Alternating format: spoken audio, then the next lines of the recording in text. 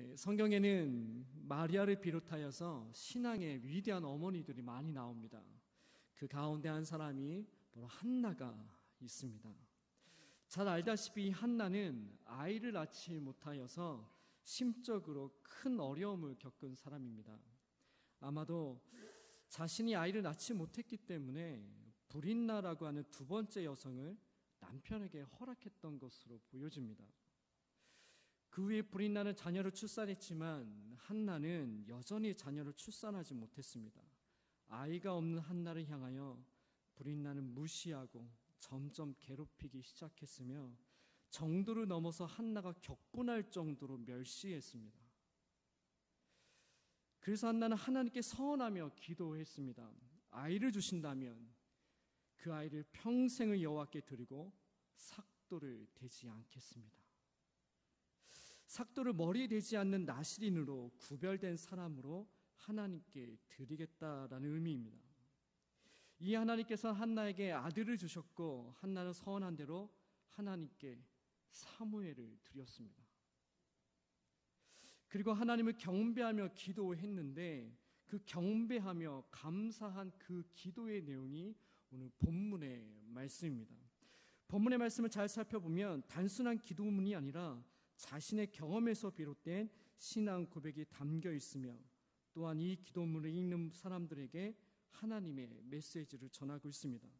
한나의 신앙 고백이 담긴 본문의 말씀을 살펴보면서 한나를 통해 하나님께서 우리에게 전하는 메시지가 무엇인지를 상고하며 은혜를 나누고자 합니다.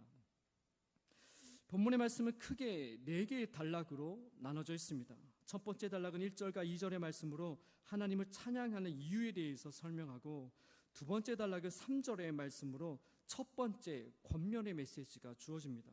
세 번째 단락은 4절부터 8절까지 하나님을 찬양하는 이유를 보다 구체적으로 다시금 설명합니다. 마지막으로 9절부터 10절까지는 시의 결론에 해당하는 부분으로서 두 번째 권면의 메시지가 주어지고 본문을 마무리합니다. 제가 이렇게 4개의 단락으로 나눈 이유는 차례차례 말씀을 좀 살펴보려고 합니다.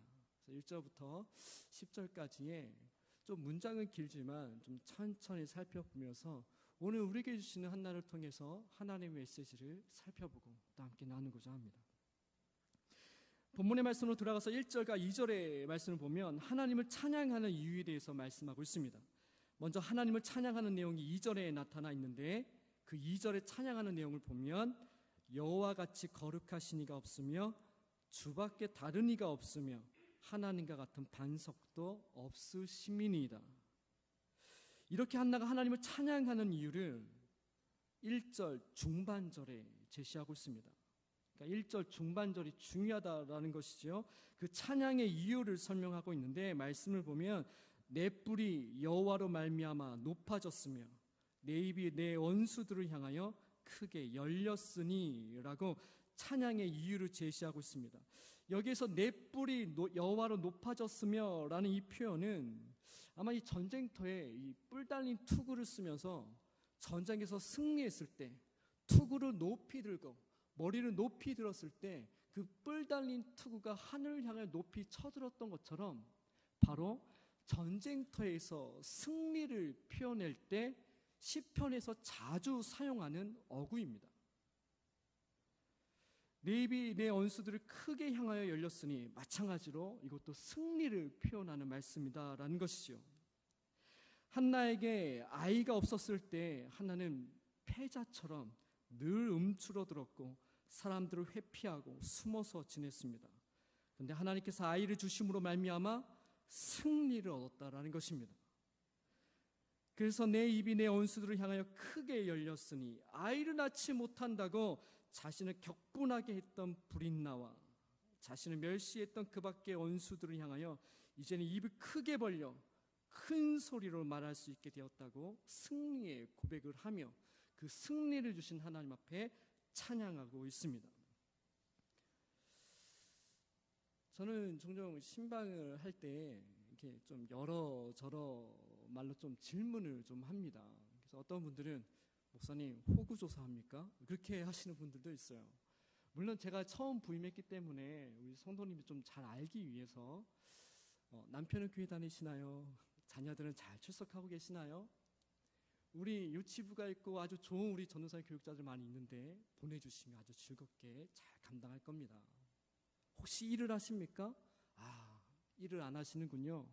성가대에 봉사할 자리가 있습니다. 여전도회로 사역할 자리가 있습니다. 그래서 이렇게 권면하고 또 이제 묻는다라는 거죠. 제가 이렇게 묻는 질문의 의도는 어떤 말씀으로 그 성도님과 같이 또 예배드리고 또 그 성도님을 위로하고 어떠한 제목으로 함께 기도할지 그것을 조금 캐치하기 위해서 좀 묻는 질문에 좀 의도가 있습니다. 근데 이렇게 좀 질문을 하다가 이제 그 집사님께서 좀 이야기를 하시기를 남편이 있으십니까? 혹시 남편이 교회 다니시나요? 근데 교적에는 불신자라고 적혀져 있어요. 근데 이게 묻는 거죠. 교회 다니시나요? 근데 말씀을 안 하시더라고요. 그래서 이게 잘 안 들렸나? 남편이 있으신가요? 근데 분명히 들었을 텐데 근데 어렵게 말씀하시기를 목사님 이혼해서 남편이 없습니다. 근데 이혼해서 남편이 없다라는 것은 좀 요즘에는 좀 왕왕 좀 듣습니다. 근데 그것 때문에 좀 어렵게 말씀하신 것이 아니라 이혼한 상태로 주일학교 교사로 봉사를 했었는데 주일학교 선생님들이 또 학부모님들이 이혼한 사람이 교사로 봉사한다고 뭐라 해서 교회 다니기가 참 부끄럽습니다. 오해하지 마십시오. 우리 베델교회 아닙니다. 다시 한번 말씀드립니다. 우리 교회 아닙니다. 그래서 고개를 들지 못한다라는 거예요. 고개를 들지 못하겠습니다. 그래서 예배 시작할 때쯤 조금 나오고 끝나기도 전에 또 후다닥 또 내려가고 그렇게 가신다는 거예요. 집사님, 그렇게 얘기하시는 분들은 어디 가나 존재합니다. 천국 빼고는 어디를 가든 이런 분들은 늘 존재하시는 분들이십니다. 그럴 때마다 패자처럼 고개 숙이고 다닐 겁니까? 그럴 때마다 죄인처럼 고개 들지 못하고 숨어서 지낼 것입니까? 흉보면 도망가고 비판하면 회피하고 이 세상은 계속 집사님에게 그렇게 대할 텐데 그때마다 도망치시렵니까? 제가 너무나 안타까워서 이렇게 좀 야단을 치는 말로 제가 이렇게 얘기를 하더라고요. 너무나 안타까워서. 이 집사님에게는 전혀 잘못이 없어요. 그때마다 집사님 도망갈 겁니까? 사망 권세를 이기고 부활하신 예수 그리스도를 믿는다라는 그 믿음은 우리에게 사망을 가져다 주는 우울하게 하고 슬퍼하게 하고 걱정하게 하고 눈물 흘리게 하고 질병 때문에 죽을 것 같고 우리 또한 그런 사망 권세를 이겼다라는 겁니다. 예수 믿는 사람들은 그래서 슬픔 따위에 얽매이지 않는 것입니다. 물론 슬픔 때문에 우리가 기분이 또 좋지 않고 억눌리고 포로되고 그럴 수가 있지요. 그런데 예수 믿는 자들은 그것에 포로되는 것이 아닙니다. 예수 믿는 사람은 슬픔 가운데서도 기쁨을 발견하고 두려움 가운데서도 담대함으로 나아가는 것이 믿는 자들의 자세입니다. 마찬가지로 집사님에게도 이러한 승리가 이미 집사님에게 있습니다. 오히려 잘 알지도 못하면서 집사님을 이미 판단해버리고 수근수근하는 자들이 하나님께 죄를 짓는 것입니다. 그러니 당당하게 고개를 들고 다니십시오. 나 이혼한 사람이라고 뭐 어떠냐고 그게 하나님 앞에서 죄이냐고 고개 떳떳하게 들고 예배하며 봉사하며 나아가십시오. 이것을 극복하지 않으면 사단은 자꾸만 집사님 괴롭힐 겁니다. 어떻게 해요? 죽은 사람처럼 포로된 사람으로 자유하지 못하게 만들 겁니다. 이겨내셔야 합니다. 극복해 하셔야 합니다. 그래야 예수님께서 다음 걸음으로 인도해 주시기 때문입니다. 혹시 여러분들 가운데서도 과거의 문제들 때문에 그때 그 일을 생각할 때마다 우리의 마음을 어렵게 하고 힘들게 하는 것들이 있습니까? 그래서 패자처럼 죄인처럼 고개를 들지 못하고 다니십니까? 사람의 눈치 보고 다니십니까? 하나님 앞에 진심으로 회개하고 잘못한 사람에게 용서를 진심으로 구했더라면 자유하시기를 바랍니다. 한나의 고백처럼 머리를 들고 입을 크게 벌려 하나님을 찬양하며 살아가는 우리 모두가 되기를 주님의 이름으로 축원합니다. 두 번째 문단은 3절의 말씀으로 첫 번째 겉면의 메시지가 주어집니다. 심히 교만한 말을 다시 하지 말 것이며 오만한 말을 너희 입에서 내지 말지어다. 교만한 말을 하지 말라라는 말씀입니다. 왜냐하면 여호와는 지식의 하나님이시라 행동을 달아보시느니라. 여기서 지식의 하나님이라는 말씀은 모든 사람들의 생각과 의도와 그 계획들을 다 아신다는 말씀입니다. 그렇기 때문에 교만한 말을 하나님 앞에서 입 밖에 내지 말라라는 것이지요. 행동을 달아보신다라는 것은 우리의 행동을 저울로 달아보아서 심판의 정도를 결정하시겠다라는 것. 무엇으로요? 교만한 말, 교만한 행동으로요. 이 말씀은 한나 자신의 경험에서 비롯된 메시지입니다. 1장 6절과 7절의 말씀 우리 한번 좀 읽어볼까요? 1장 6절과 7절의 말씀입니다. 1장 6절과 7절의 말씀 우리 함께 읽겠습니다. 여호와께서 그에게 임신하지 못하게 하심으로 그의 적수인 브릿나가 그를 심히 격분하게 하여 괴롭게 하더라. 매년 한나가 여호와의 집에 올라갈 때마다 남편이 그같이 하매 브릿나가 그를 격분시키므로 그가 울고 먹지 아니하니. 아멘. 브릿나가 한나를 얼마나 괴롭혔는지 브릿나를 한나의 적수, 원수라고 지금 표현하고 있습니다. 브릿나가 한나를 격분시켰다라는 것이죠. 격분, 언어로 따지면 천둥쳤다라는 겁니다. 얼마나 괴롭혔는지 천둥치게 화를 내게끔 만들었다라는 겁니다. 그런데 한나는 말씀을 쭉 살펴보면 그 어떤 언행으로 브릿나에게 화를 내거나 악을 악으로 갚지 않았습니다. 다만 그는 화가 나서 울고 서러움에 음식을 먹지 않았습니다. 그리고 1장 10절의 말씀을 보면 한나가 마음이 괴로워서 여호와께 기도하고 통곡하며 하나님께 기도했습니다. 왜냐하면 하나님은 인간의 모든 언행을 아시고 그 언행에 따라 저울질하여 갚아주시는, 심판하시는 하나님이시라는 것을 한나는 너무나 잘 알고 있었기 때문입니다. 그래서 한나는 악을 악으로 갚지 않고 하나님 앞에 나아가 기도했습니다. 통곡했습니다. 그랬더니 하나님께서 나의 언행을 살피시고 아들을 허락해 주셨다고 우리들에게 간증하며 하나님의 메시지를 전하고 있습니다. 마찬가지로 하나님께서는 우리의 말과 행동을 감찰하시는 분이십니다. 우리가 어떠한 믿음의 말과 믿음의 행동을 하느냐에 따라서 우리의 삶을 인도하시고 역사하시는 하나님의 손길을 경험할 수 있다라는 말씀입니다. 하나님께 간절한 소원하는 것들이 있으십니까?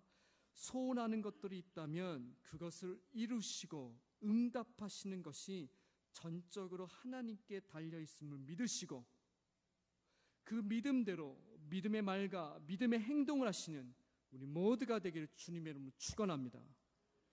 세 번째 단락은 4절에서 8절까지의 말씀으로 하나님을 찬양하는 이유를 보다 구체적으로 설명하고 있습니다. 먼저 4절과 5절의 말씀을 보면 여기에서도 한나 자신의 경험에서 비롯된 하나님을 찬양하고 있습니다. 아이가 없었을 때 4절에서 한나 자신은 넘어진 자 같았다라고 고백하고 있습니다. 5절에서는 줄이던 자와 같았다라고 합니다. 물론 한나가 실제로 가난하여 못 먹는 형편은 아니었지만 마치 그러한 심정이었음을 토로하고 있는 시적인 표현입니다. 이어서 5절 하반절의 말씀을 보면 전에 임신하지 못하던 자는 오히려 7을 낳았다라고 고백하고 있습니다. 비록 한나는 사무엘을 드리고 그 이후 7이 아니라 3 아들과 2 딸을 더 낳았지만 7이라고 말하는 것은 아마도 7에 대한 그 숫자적인 의미 때문이지 않을까 생각이 들어집니다. 7이라는 완전한 의미를 갖는, 그래서 하나님께서 온전한 완전한 자녀를 주셨다라는 것이죠. 그러나 반면에 불임나를 포함하여 자신을 멸시했던 자들에 대해서 표현하기를 자신을 학대하는 자들은 힘센 용사와 같았지만 이제는 그 힘을 잃어버렸음이며, 자신을 멸시하는 그들은 풍족해 보였지만 품을 파는 사람처럼 가난한 심정의 사람이 되었다. 많은 자녀를 두었던 불임나와 같은 자들은 기력이 세하여 자녀를 낳지 못함을 고백하고 있습니다. 즉 한나는 세상의 실패자와 같고 패자처럼 느껴졌지만 지금은 힘으로 허리를 동여매고 일어났으며 줄이지 않게 되었으며 7명과 같은 온전한 자녀를 양육하고 있다는 것을 말씀하고 있습니다. 왜요? 하나님께서 살아계셔서 나의 언어의 심사를 살펴보시고 그 언어의 심사, 믿음의 말과 믿음의 행동을 통하여서 하나님께서 축복해 주시는 분이라는 것을 알고 있기 때문에 지금 이처럼 고백하는 것이지요. 이렇게 실패자와 같은 한나가 누구 때문에 다시 일어나게 되었습니까? 누구 때문에? 하나님 때문에. 그래서 그 하나님이 어떠한 분인지를 6절에서 8절까지 소개하고 있습니다.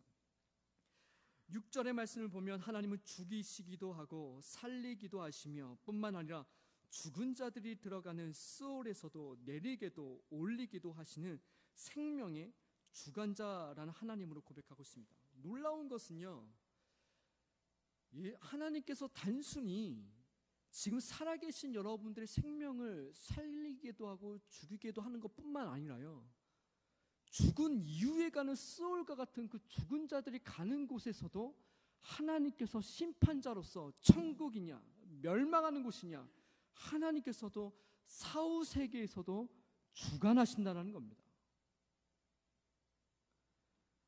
7절에서는 인간의 생명뿐만 아니라 가난하게도 부하게도 낮추기도 높이기도 하시는 분으로 인간의 삶을, 이제는 인간의 생명이 아니라 인간의 삶을 주관하시는 분으로 고백하고 있습니다. 8절에서는 그렇다면 하나님께서 인간의 삶을 어떻게 주관하시는지를 설명합니다. 8절에서 어떻게 하나님께서 인간의 삶을 주관하십니까? 너무나 가난해서 더 이상 가난할 게 없는 빈궁한 자가 부자가 되고 귀족보다 더 높은 영광의 자리에 앉게 하시는, 그렇게 하나님께서 역사하신다는 겁니다. 그렇게 하나님께서 우리 인간의 삶을 주장하신다는 겁니다. 여러분, 가난하다고 하여서 고개를 들지 못하거나 빈궁하다고 하여서 패자처럼 움츠러들거나 하지 마십시오. 하나님은 얼마든지 우리의 믿음의 언행을 보시고 부하게도 하시고 가난하게도 하시고, 그 결정권이 누구에게 있습니까? 하나님에게 있죠. 그럼 내 가난한 것이 뭐 나의 죄 때문에 이렇습니까? 하나님께 축복을 못 받아서 내가 빈궁한 자가 되었습니까? 그렇지 않다는 것입니다. 그래서 우리는 떳떳할 수가 있다는 것입니다. 그런데 이게 머리로는 우리가 너무나 당연하지, 그렇게 살아가는 것이 뭐가 어려워, 당연하지, 뭐 가난하고 하여서 고개를 왜 못 들어? 제가 그런데 저는 고개를 잘 못 들겠더라고요. 뭐 이렇게 가난한 건 아니지만요, 이렇게 좀 이렇게 그런 분들 앞에 가면은 괜히 이렇게 고개를 숙이게 되더라고요. 그게 인간이고 인간의 본연의 마음입니다. 그래서 인간의 본연의 마음은 너무나 잘 아시는 하나님께서 그렇게 하지 말라는 겁니다. 생사하복과 인간의 삶 하나님께 주관하시니 너희들은 떳떳하게 고개를 들고 하나님의 자녀처럼 하나님 말씀을 선포하며 그렇게 살아가라 라고 말씀하고 있는 것이지요. 또 이 8절 하반절의 말씀을 보면 왜 이렇게 한나가 하나님께서 인간의 생사하복을 주관하시고 삶을 주관하시는 분을 고백을 하냐면 8절 하반절의 말씀입니다. 8절 하반절의 말씀을 보면 땅의 기둥들은 여호와의 것이라 여호와께서 세계를 그것들을 위해 세우신 전능하신 창조주 하나님으로 고백하고 있기 때문에 이 생사하복이 하나님의 주관하심으로 있다라는 것이죠. 천지를 창조하신 전능하신 하나님. 근데 여기서 보면은 땅의 기둥들이 나옵니다. 고대 사람은요, 우리는 지구가 둥글다라고 생각하는데 이때 당시의 사람들은 지구는 테이블을 생각하시면 좋을 것 같아요. 테이블에 4개 받침이 있죠. 4개. 그게 동서남북으로 큰 기둥이 있어서 탁상 위에 이 3개가 존재한다고 생각했습니다. 그래서 땅 끝에 가면 낭떠러지가 있다라는 거죠.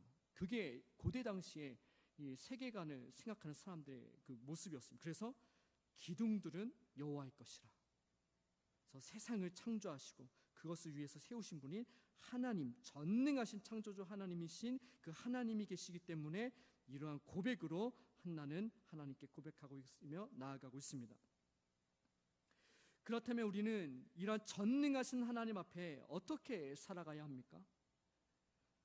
어차피 하나님께서는 하나님의 뜻대로 주관하실 텐데 뭐하러 그렇게 노력하며 살아가느냐 라고 말하는 운명론적인 사람이 되기보다는 오히려 그 반대가 되어야 합니다. 모든 것이 하나님의 것이고 모든 일들이 주님께서 주관하시고 섭리하시고 역사하신다면 염려되고 고민되는 직장 누구 겁니까? 사장 겁니까? 염려되고 고민되는 직장 누가 주셨어요? 하나님께서 주셨잖아요. 그러면 그 직장이 누구 것입니까? 하나님의 직장입니다.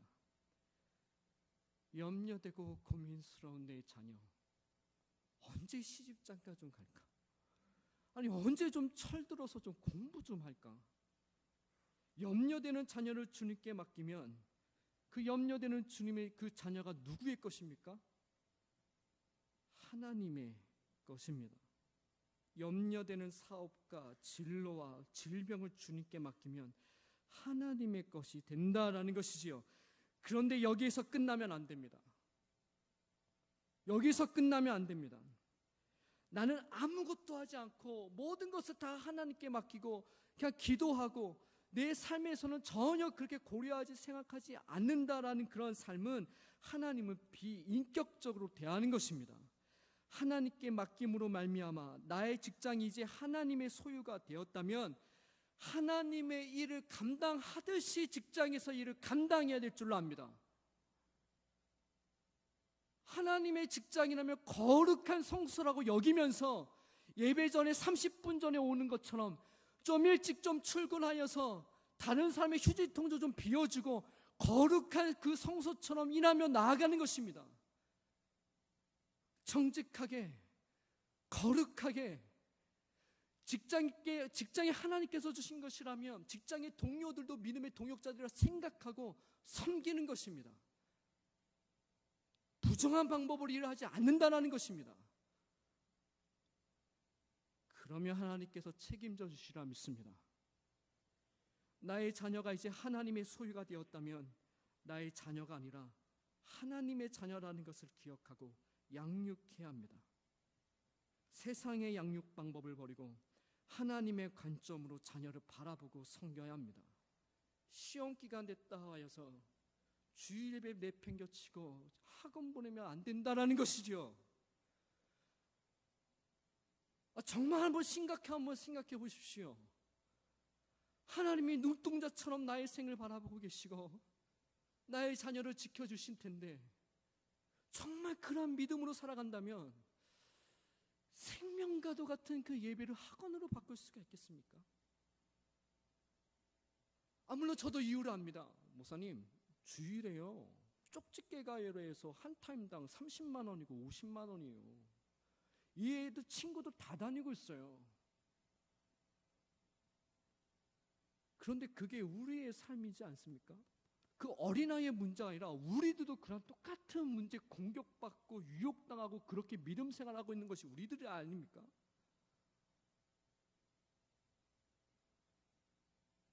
쉽지 않을 것입니다. 불안하고 고민스러울 것입니다. 세상을 하나님께 맡기지 말라고 합니다. 세상에 뒤처질 것이라고, 세상에 홀로 내버려 따돌림 당하게 될 것이라고 우리를 불안하고 계속적으로 유혹할 것입니다. 언제까지요? 하나님께서 우리를 부르시는 그날까지 계속 유혹할 겁니다. 불안하게 하고, 두렵게 하고, 유혹하고. 어떻게 들어간 직장인데, 어떻게 키운 자녀인데 본전을 찾고 싶은 욕심으로 열매를 맺지 못하도록 끊임없이 유혹할 겁니다. 그렇지만 하나님께 맡겨 드림으로 말미암아 하나님의 것으로 거룩하게 신실하게 감당할 때, 그때 본격적인 하나님의 역사가 일어날 줄로 믿습니다. 내 것이 아니라 하나님의 것이기 때문입니다. 네 번째 단락은 9절에서 10절까지의 말씀입니다. 이 마지막 단락에서 이제 두 번째 권면의 메시지가 주어집니다. 첫 번째 9절에서 10절 상반절까지의 말씀을 보면 하나님께서 이 세상을 어떻게 다스리시는지에 대한 말씀이 나옵니다. 그의 거룩한 자들의 발을 지키실 것이며 악인들은 흑암 중에서 잠잠하게 하시리니 힘으로는 하나님을 이길 사람이 없으리로다. 여호와를 대적하는 자는 산산이 깨어질 것이라. 하늘에서 우레로 그들을 치시리로다. 말씀에 순종하는 거룩한 자들은 그들의 발을 인도해 주시며, 말씀에 순종하지 않는 악한 자들은 산산이 깨어지는 심판으로 다스리신다라는 말씀입니다. 그리고 이 말씀을 세 번째 단락과 연결시켜서 해석할 수 있습니다. 말씀에 순종하며 살아가는 넘어지는 자들과 가난한 자들과 낮아진 자들은 세우시고 부하게 하시고 높아지도록 주님께서 지켜주시겠다라는 말씀입니다. 반대로 순종치 않은 악한 자들은 용사처럼 힘이 센 자들과 풍족한 사람들과 높은 사람들은 끊어지며 줄이게 되며 낮아지게 되므로 다스리시겠다라는 말씀입니다. 두 번째로, 그렇다면 하나님께서 어떤 방법으로 거룩한 자들과 악한 자들을 다스릴지에 대해서 10절 하반절 마지막에 말씀하고 있습니다. 여호와께서 땅끝까지 심판을 내리시고 자기 왕에게 힘을 주시며 자기의 기름 부음을 받은 자의 뿔을 높이시리로다 하리라. 자기에게 속한 왕에게 힘을 주시어서 자신에게 기름 부음을 받은 자의 뿔을 높이셔서 땅끝까지 심판하시겠다고 말씀하고 있습니다. 즉 하나님께 선택받은 믿음의 사람들을 통하여서 심판하시겠다라는 말씀입니다. 물론 본문에서 1차적으로 가리키는 대상은 기름 부음을 받은 다윗을 가리킵니다. 다윗을 통하여 악한 자를 심판하시겠다는 말씀이죠. 또한 궁극적으로는 예수 그리스도를 예언하는 말씀입니다. 예수 그리스도를 통해서 악한 자를 심판하시겠다라는 말씀입니다. 그런데 더 중요한 것은 선택받은 주의 자녀로서 오늘 말씀을 듣는 우리들을 가르치는 말씀이기도 합니다.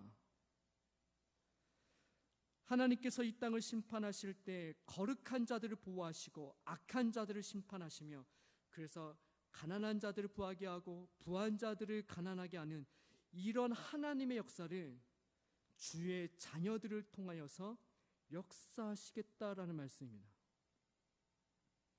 이미 한나는 이러한 일을 경험했습니다.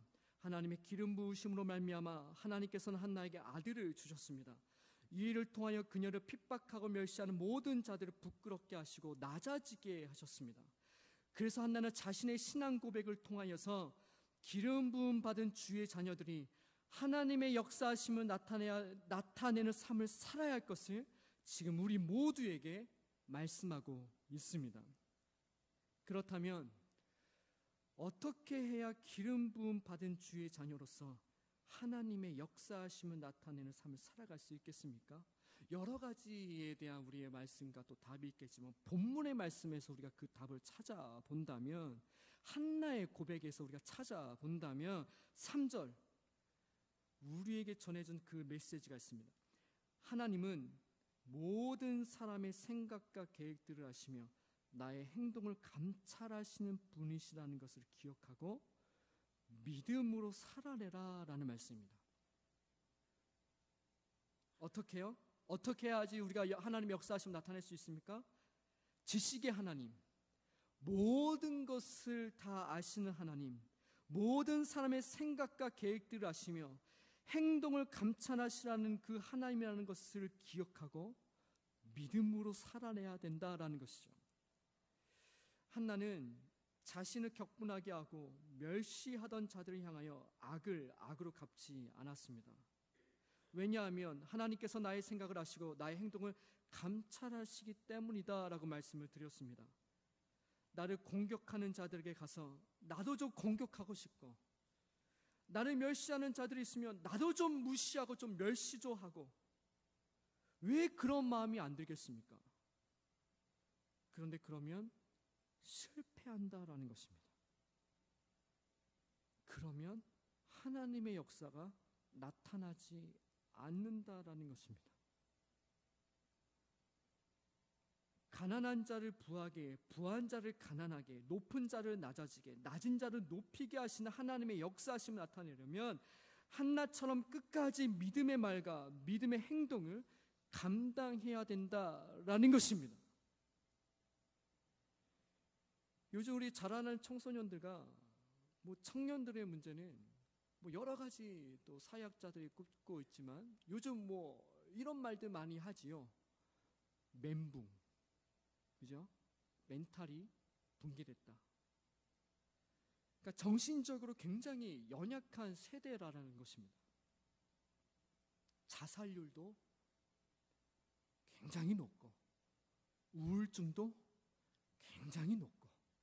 왜요? 이 심적인 이 멘탈, 마음이 연약하다라는 것이죠. 잘 먹고 잘 살아서 등치는 커졌는데 마음이 약하고 정신력이 약하다라는 것입니다. 예전에는 우리는 고등학교까지 좀 보내주면 이제 다 컸는데 요즘에는 대학교뿐만 아니라 군대도 부모님들이 알아봐줘야 되고 또 직장도 부모님들이 또 알아봐줘야 된다고 합니다. 오죽하면 군부대 옆에 엄마가 이사와서 살고 있다라는 것도 들리기도 합니다. 정말 한번 찾아보고 싶어요. 군부대 옆에 엄마들이 와서 진치고 있다라는 것이. 이 세대가 그렇듯이 주의 성도들도 마찬가지로 영향을 받게 되어 있게끔 되어 있거든요. 주의 성도들도 주의 교회도 신앙적으로 굉장히 연약하고 나약한 가운데 있다는 것입니다. 그래도 우리가 믿음의 선배들에게 본받을 수 있는 것은 믿음의 야성입니다. 저는 믿음의 야성이라고 생각합니다. 그렇다고 해서 복을 달라고 하는 기복적이고 맹목적인 믿음을 닮아가자는 그런 얘기가 아닙니다. 먹고 살기 어려운 그 시절에 나의 힘으로 할 수 없고 나의 능력으로 감당할 수 없는 일들이 생기면 우리 부모님의 세대, 우리 할머니 할아버지 세대는 어떻게 하셨습니까? 저도 기억이 납니다. 아침 일찍부터 저녁 늦게까지 일하는 3-4시간밖에 못 주무시는데 여의도 순복음까지 걸어 다니셔서 특별 새벽 예배 들으셨어요.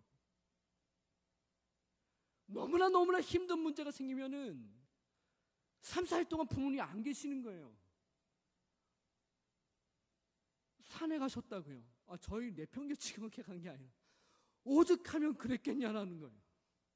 산에 가서 기도하고 철야기도 하고 금식기도 하고 교회 오면 울부짖고 있는 성도들이 굉장히 많았다라는 겁니다. 수시로요.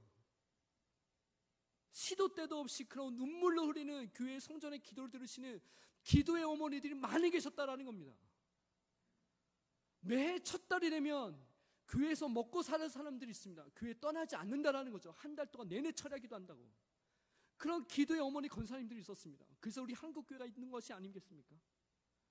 그런 믿음의 야성으로 가졌던, 물러서지 않고 회피하지 않고 도망가지 않고 믿음이 어려운 문제가 생기면 주님 앞에 달려가서 믿음의 야성을 가지고 기도하셨던 그 부모님과 그 할머니 할아버지 세대들이 계셨던 거 아닙니까?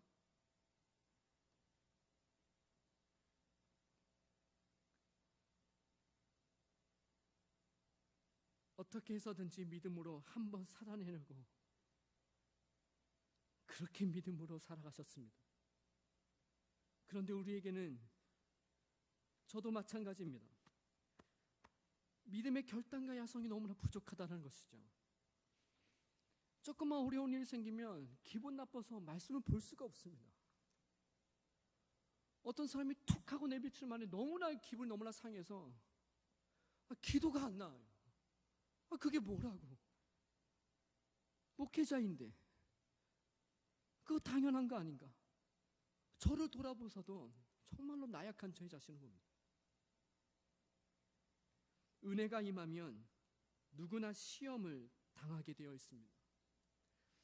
말씀을 듣고 순종하고 결단하는 순간 생각지도 못한 말 한마디에 시험받을 수 있습니다. 생각지도 못한 일들에 낙담할 수 있습니다. 그렇지만 모든 것을 아시는 하나님을 기억하며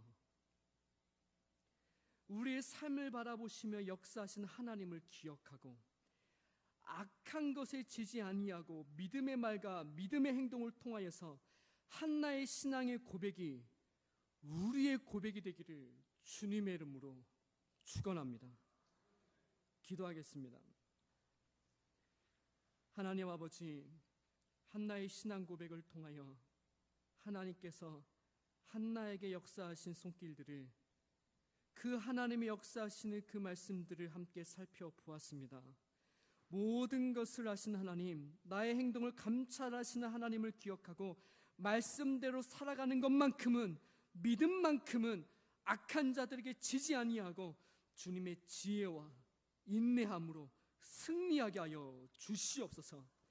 그래서 한나에게 베풀어 주신 하나님의 역사하심을 우리들에게도 허락하여 주시옵소서. 이 모든 것을 우리를 구원하신 예수님의 이름으로 기도합니다.